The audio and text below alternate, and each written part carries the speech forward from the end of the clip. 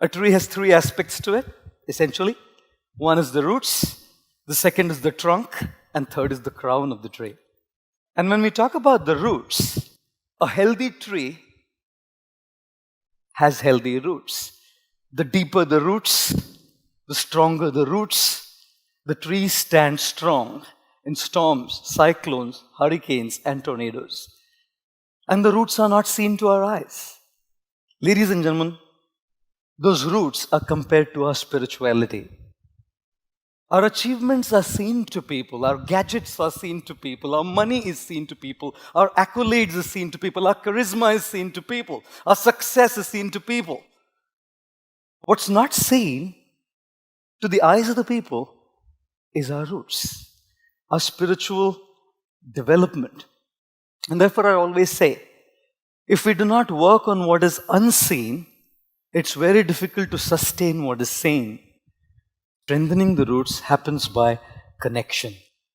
Connection to our own selves, connection to divinity. That's why meditation, yoga, chanting, prayer is gaining such popularity all over the world, because everyone says that the unseen roots need to be strengthened so that the tree is strong. And when those roots are strong, the second aspect, which is the trunk of the tree is our physical and our emotional well-being. That's the trunk.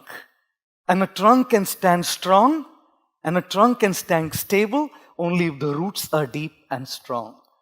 If the roots aren't deep and strong, the trunk is dodgy and wobbly.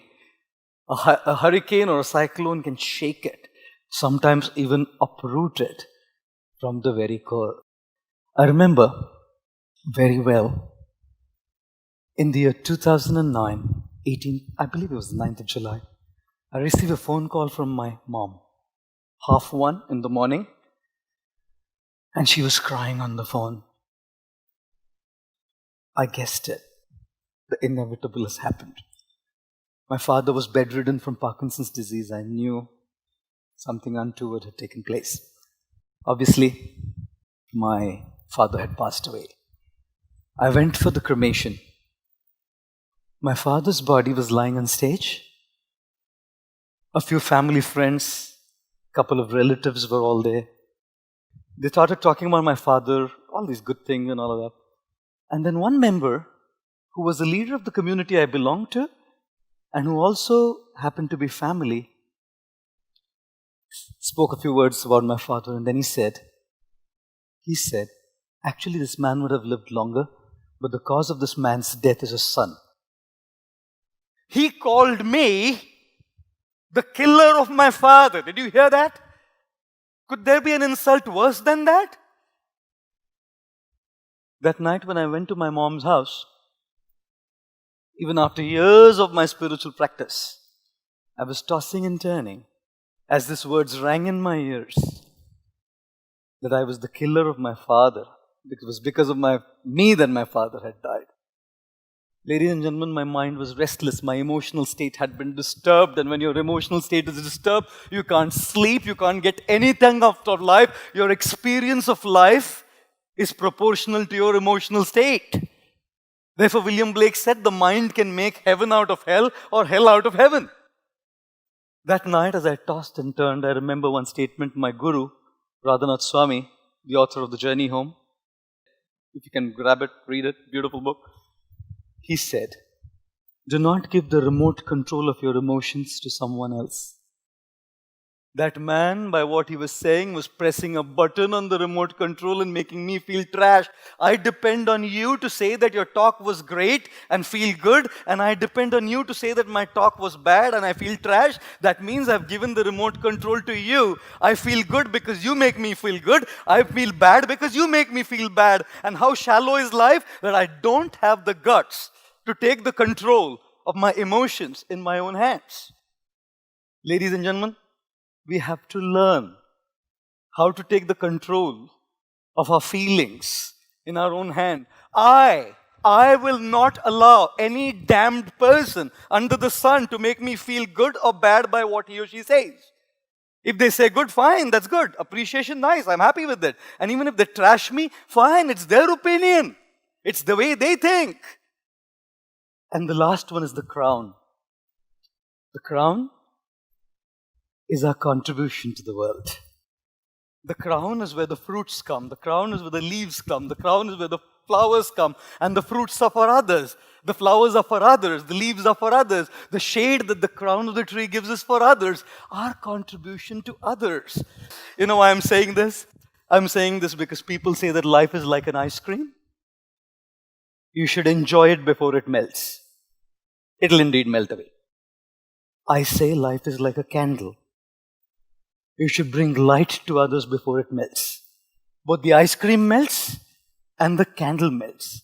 But the ideology behind the ice cream is selfish enjoyment, and the ideology behind the candle is selfless contribution, selfless service to others. And each of us, in our own ways, must learn how to contribute like the crown of the tree. I must end with this little thing that I want to say. This last one point I would like to mention is this. If you have ever been on a flight, the members of the cabin crew will come there and say, "Ladies and gentlemen, this is a seat belt, I know. This you have buckle it, I know." I know some pilots are sitting here, I must apologize.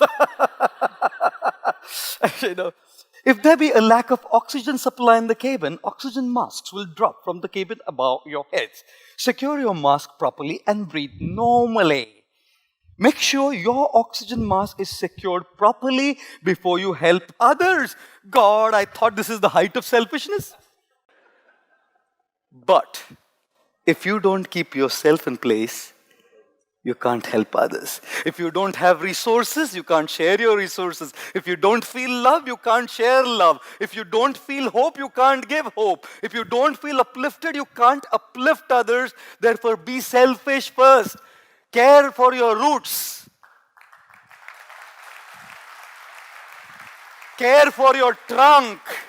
Because only when your roots and trunk are in place, then the crown can give others. Our late President Shri Abdul Kalam ji said a very nice thing which left a deep mark on me. He said, if you really want to look handsome, give your hand to some and you will automatically look handsome. Because handsomeness is not about beauty and looks, it's about how we contribute to people. I conclude by saying, if you are beautiful, it's God's gift to you. If you live your life beautiful, it's your gift to God. And therefore, the tree of life is about three things. Roots, unseen to the world. Deepen them by connection to the divine, connection to God, your spiritual practice, your meditation, your prayer.